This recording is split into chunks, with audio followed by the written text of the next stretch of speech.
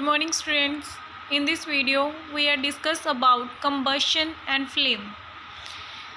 What do you mean by combustion and the flame? Firstly, we have to discuss about this. As you know, there are many types of fuels are present in our daily life, and if you see here and there is too much fuels are present, such as coal, petroleum, diesel, kerosene, natural gas, LPG. These are the certain fuels that are present here and there if you see in the local life, daily life. And when these fuels get burned, some fuels are on burning produce flames. And flames मतलब जैसे अगर आप अपने जो आसपास fuels है like candle, ये would, अगर उसको बर्न करोगे तो फ्लेम्स प्रोड्यूस होती हैं। तो हमने इसके बारे में डिस्कस करना है। एंड अगर किसी चीज़ को हम बर्न करते हैं तो कंबस्ट मतलब कि उसमें चेंजेस आते हैं, तो हम उसके बारे में डील करेंगे इस वीडियो में। सबसे पहले हम बात कर रहे हैं what do you mean by combustion. अगर हम किसी चीज़ को हीट करते हैं एंड मतलब किसी चीज़ को अगर हम बर्न करेंगे तो अगर हीट एनर्जी रिलीज़ होएगी then it is the process of combustion. अगर इसके बारे में हम डिटेल में पढ़ें, कंबशन होता क्या है? It is a chemical process. What do you mean by combustion? It is a chemical process जिसमें क्या होता है, अगर आप किसी चीज़ को हीट बर्न करते हो in the presence of oxygen, if you burn anything substance in the presence of oxygen it gives heat. अगर वो आपको हीट प्रोवाइड करे, it gives you heat and which may produce light और not. ज़रूरी नहीं है वो लाइट प्रोड्यूस करे ना करे। कहते हैं एक केमिकल प्रोसेस है जिसमें कोई सब्सटेंस बर्न होता है in presence of oxygen and produces heat and light, it is the called combustion. उस चीज़ को हम बोलेंगे कंबशन। तो कंबशन एक ऐसा प्रोसेस है जिसमें कोई चीज़ हीट बर्न करने पे हीट मतलब कि हीट प्रोवाइड करे आपको, ज़रूरी नहीं वो लाइट प्रोवाइड करे ना करे, that is called the combustion. सब now we are discuss about what do you mean by combustible substances. Normally हम क्या बात करेंगे? The substances which burn in air to produce heat and light. Again I am saying what do you mean by combustion. जो अगर हम किसी substance को heat करते हैं तो हमें क्या हीट एंड लाइट प्रोड्यूस होएगी, तो आप उसे कंबस्शन कहोगे। अगर कोई सब्सटेंस बर्न होने पे हीट एंड लाइट प्रोवाइड करे उस सब्सटेंस को हम बोलेंगे कंबस्टेबल सब्सटेंसेस। जैसे हमारी wood, coal, charcoal, kerosene, LPG, आपको ये एग्जांपल्स दी हुई हैं। And you have to learn the full forms also like LPG. What is the full form of LPG? Liquefied petroleum gas. CNG, compressed natural gas. You have to learn this. Next we are discuss about the combustion. There is a definition of combustion. अगर इसी में हम बात करें, this is the combustible substances. And अगर आपको पूछ लिया जाए what do you mean bye non combustible substances, आपने सिंपल डेफिनेशन में सिंपल यही लिखना है, the substance that do not burn in air, जो एयर में नहीं बर्न करते, that is called the non combustible substances.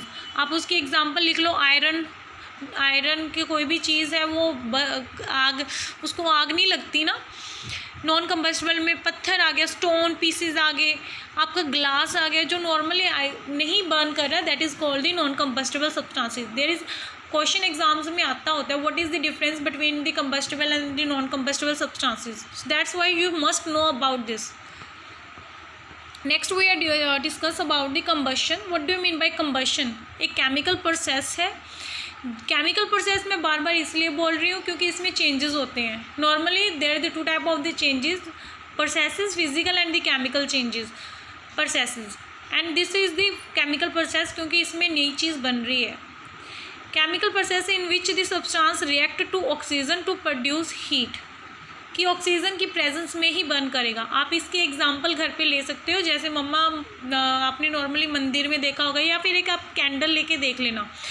अगर कैंडल को आप ओपन एरिया में रखते हो एंड उसे बर्न करते हो तो वो जग रही है। अगर आप उसे कवर कर दोगे किसी बॉक्स से या किसी कंटेनर से, वो बुझ जाएगी, वो ब्लो आउट हो जाएगी। एंड इससे आपको पता चल जाएगा we need and oxygen to burn something, and air is necessary for the combustion. You must do an activity on based on it. इसके ऊपर अपनी एक्टिविटी ज़रूर करनी है. This is the activity. This is all the activity. You have to perform this and send me pics after performing this activity.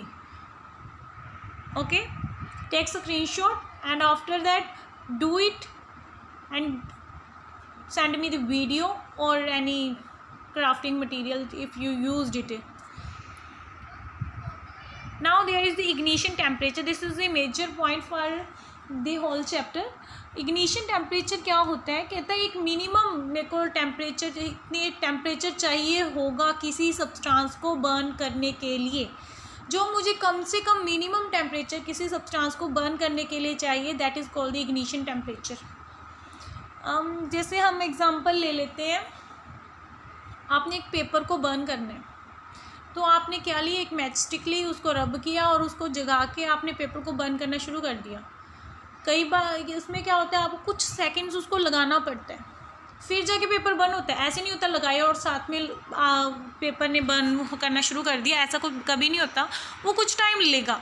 जितना वो temperature अपने आप को गेन कर रहा है, मिनिमम उसको कितना टेम्परेचर चाहिए बर्न होने के लिए, that is called the ignition temperature. Now the definition is what? The minimum temperature at which a substance catches fire. कहता है मिनिमम टेम्परेचर कितना जिस पे उस सब्सटेंस ने आग पकड़ लेनी है, दैट एंड वो बर्न करने लग जाएगा, that is called the ignition temperature. A substance which will not catch fire and burn if the temperature is lower than ignition temperature. कहते हैं अगर जैसे अब मान लो मैं एक मैच स्टिक से वुड को बर्न करने की कोशिश करूँ, वुड नहीं बर्न होएगा उस मैच स्टिक से. कभी भी आप ट्राई करके देख लो. इतना ही है, घर पे आप ट्राई करके देखो कि मैच स्टिक से आप वुड को बर्न करने की कोशिश करो, वो नहीं बर्न होएगा, बिकॉज उसका इग्निशन टेम्परेचर बहुत बहुत ज़्यादा है. अगर उसका इग्निशन टेम्परेचर ज़्यादा होएगा वो नहीं बर्न करेगा, उसके लिए आपको कुछ और यूज़ करना पड़ेगा. जैसे ignition temperature of kerosene is less than the wood. Kerosene जल्दी आग पकड़ लेता है क्योंकि उसका इग्निशन टेम्परेचर कम है. जिसका ज़्यादा होएगा उसको ज़्यादा हीट की ज़रूरत पड़ेगी, दैट्स वाई वुड आसानी से नहीं जलती. Then there is the two type of the substances, flammable and inflammable. The substances which have lower ignition temperature and can easily catch fire, that is called inflammable, कि वो जल्दी आग पकड़ लेते हैं. एंड विच आर नोट आ जाएगा तो उसमें क्या फ्लेमेबल सब्सटेंसेस आ जाएगा. आप उसके एग्जाम्पल दे सकते हो. This is the small topic and you have to learn this. Make notes and after this send me pics. ये सब कुछ आपने पहले यहाँ से करना है, फिर आपको रीड आउट करना है बुक में से रीड आउट करके फिर आपने नोट्स बना के मुझे सेंड करनी है पिक्स. Thank you.